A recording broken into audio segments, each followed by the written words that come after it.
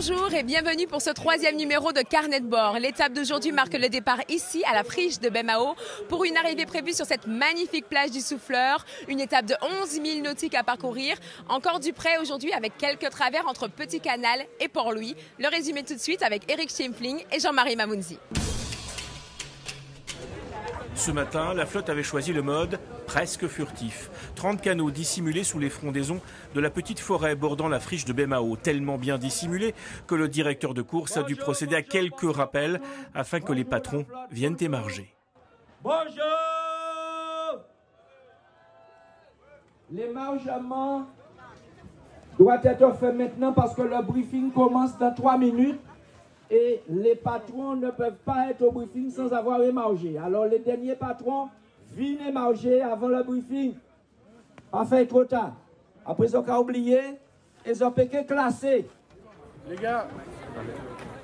Au troisième jour de course, certains équipages ont déjà trouvé leur marque, à l'image de celui d'Hugo Tellier.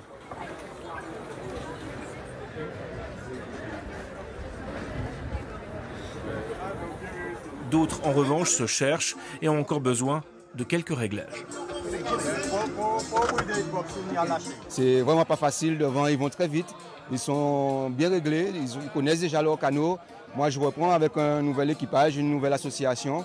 On essaie de se donner au mieux, l'équipage est motivé, donc on essaie de garder le contact avec ceux de devant jusqu'à la fin, quoi. On rentre dans les 10, mais on n'a fait que dégringoler, c'est-à-dire qu'on était premier, on a dégringolé. Là, on va essayer de garder nos positions. Si on est bien placé, on va essayer de garder nos positions. Si on est mal placé, on va essayer de gagner jusqu'à temps qu'on soit dans les 5 premiers. Au troisième jour de course, le Traditour a eu aussi droit à une visite inattendue, celle de Patrick Desjardins. Le procureur de la République de Pointe-à-Pitre considère en effet le monde de la voile traditionnelle comme un modèle à suivre. Aujourd'hui, on va agir dans le même sens. La voile traditionnelle, c'est une société qui fonctionne magnifiquement bien, je trouve. Et une société qui fonctionne bien, c'est une société où les règles sont comprises, respectées, où le collectif fonctionne, où chacun va dans la même direction, et ce qui permet après d'emmener effectivement d'un point A à un point B ce collectif. Donc je trouve qu'il y a vraiment beaucoup de points communs entre la voile traditionnelle et la prévention de la délinquance, parce que la prévention de la délinquance, c'est ça, c'est faire en sorte qu'on comprenne les règles et qu'on les respecte. 9h, top départ, bon départ, très bon départ pour Surprise là, qui le premier franchit la ligne. Les conditions de navigation sont optimales, un clapot léger et 13 nœuds de vent orientés à l'est. Bref, du bon plein travers, une allure qu'affectionnent tout particulièrement les équipages les plus aguerris. Fort logiquement, on retrouve donc en tête de course Coquelin, Rafale 2, Guadeloupe, Port-Caraïbe, Surprise là ou encore Petit Cochon là.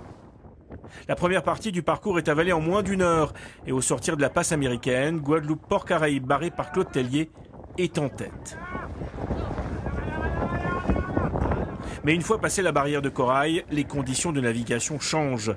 Le vent forcit et souffle désormais à 19-20 nœuds avec des rafales à 25. Les creux dépassent 1 mètre. La flotte se scinde alors en deux. La majorité des canots choisissent l'option nord et font cap vers Port-Louis. D'autres, moins nombreux, choisissent le sud et font route vers Vieux-Bourg. C'est l'option choisie par Marc Forbin et son équipage, une option payante. Vito prend la tête de la course juste avant l'entrée de la baie de Vieux-Bourg.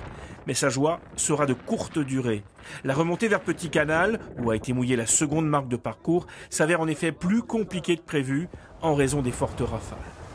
Profitant d'une meilleure trajectoire et de vent à donnant, Yassala Boys, barré par Jonas Astorga, crée la surprise et vire la seconde bouée en tête. Guadeloupe-Port-Caraïbe est deuxième. La montée vers Port-Louis s'avère là encore délicate. Si la mer s'est calmée, le vent, lui, ne faiblit pas. Bien au contraire.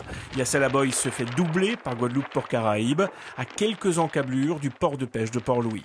Cette fois, la course est pliée. Guadeloupe-Port-Caraïbe remporte la 3e étape en 3 heures pile. Jean Forbin et son équipage signent une 2e victoire consécutive. On est content parce qu'on a beaucoup travaillé. On s'est bien battu parce qu'aujourd'hui, le vent n'était pas à 20 nœuds, il était à plus de 20 nœuds. Il y a eu du vent aujourd'hui. Il y avait des grosses rafales aussi. Il y a des rafales à plus de 23 nœuds que nous, on a regardé, on disait plus de 23 nœuds. C'était chaud quand même aujourd'hui. Il fallait le tenir, le canot, là. Alors, il fallait le tenir. Je pense que Hugo, à un moment, on les a dégoûtés parce que là, jusqu'à maintenant, ils ne sont toujours pas arrivés. Mais c'est pas encore gagné. Demain sera encore longue et dure demain. Yassala Boys, barré par Jonas Astorga, s'adjuge une 2e place méritée. Enfin, Vito complète le podium de cette 3e étape. On a pris vraiment de très grosses rafales, même quand on anticipait, on avait du mal à les gérer. Et voilà, donc chapeau déjà à tous les équipages qui vont rentrer aujourd'hui parce que c'était vraiment des conditions dantesques pour de la voile traditionnelle. Et là, vous avez même manqué de dessaler à quelques centaines de mètres de l'arrivée? Ouais, c'est ça, il faut être vigilant jusqu'au bout. Voilà, il y en a, regardez, qui chavirent juste après la ligne ou juste avant. Le vent est très instable et fort, donc ça peut passer de 0 à 25 nœuds d'un coup. Donc c'est impressionnant. Sur la fin, il nous a manqué beaucoup de résistance. Bon, c'est le pari, hein. Mon sponsor m'a demandé des matelots jeunes.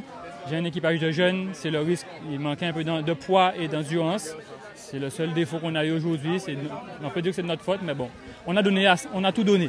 On a fait tout ce qu'on pouvait.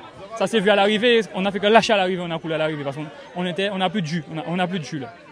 Mauvaise journée en revanche pour les 2 canots saintois. Coquelat, barré par Steven Foy, a été contraint à l'abandon après avoir brisé son mât. Coquelat 2, lui, termine 4e de l'étape, mais le canot a eu plusieurs bordées arrachées sur bâbord après une collision avec Ticochon-là. Daryl Garçon a porté réclamation devant le jury. On s'est vu, on s'est regardé, et c'est ça que je comprends pas en fait. Je sais pas, il avait peut-être l'intention de virer, au final il n'a pas vu. J'essaie de comprendre, mais j'avoue que pour moi, ça n'a pas de sens. Le règlement stipule de façon très claire qu'en cas d'avarie caractérisée, la réparation sur l'eau ne peut en aucun cas suffire. Et donc, le coureur qui a de toute évidence commis une faute grave, c'est un refus de tribord, eh bien, il ne peut être que disqualifié. 4 autres canots n'ont pas réussi à franchir la ligne d'arrivée. Rude journée, finalement.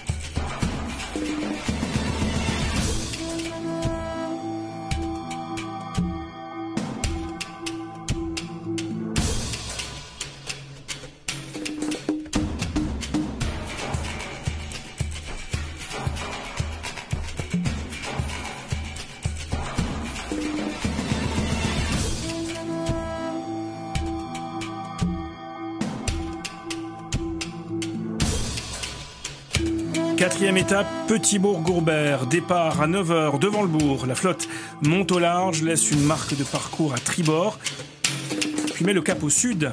Après la pointe de Vieux-Fort, les canots devront encore tirer quelques bords avant de franchir la ligne d'arrivée devant la plage de Rivière-Sens à Gourbert. Petit-Bourg-Gourbert, 25 nautiques à courir, temps de course estimé 3h30.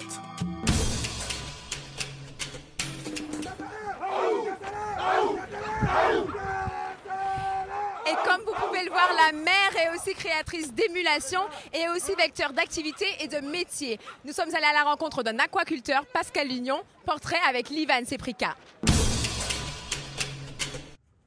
Dans le grand cul de sac marin, un étonnant dispositif flotte à la surface de l'eau. Il s'agit d'un cubi flottant.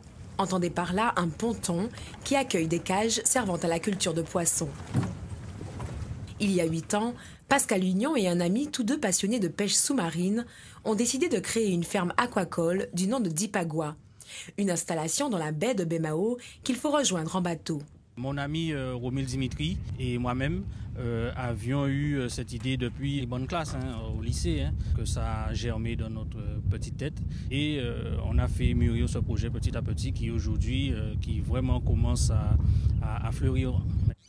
Là, on va aller sur les cages, on va pratiquer le nourrissement. Au départ, Pascal et Dimitri ont acheté 8000 alevins au parc aquacole de Pointe-Noire. Il leur faut attendre environ 6 mois pour un engraissement optimal.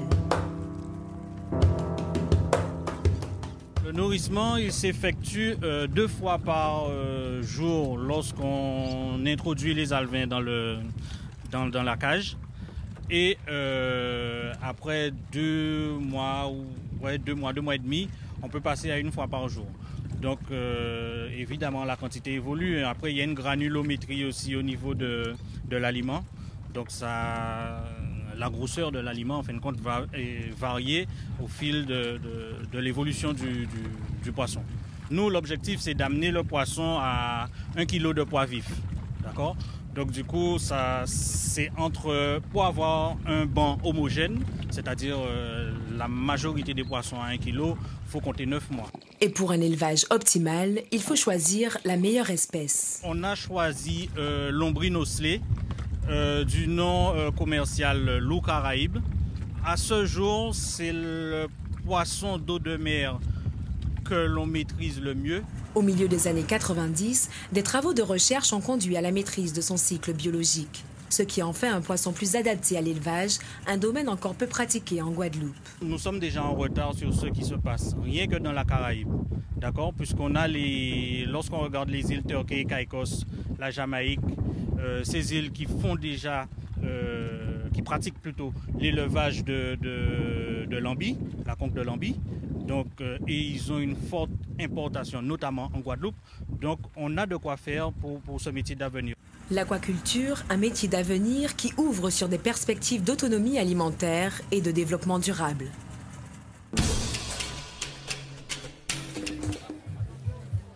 Et voilà, les canaux sont fin prêts à être transbordés de la Grande Terre à la Basse Terre pour un départ prévu demain à Petit-Bourg. Vous pouvez suivre la course dès demain 9h en radio et sur Facebook Live. Carnet de bord, c'est fini pour aujourd'hui. Bonne soirée et bon vent!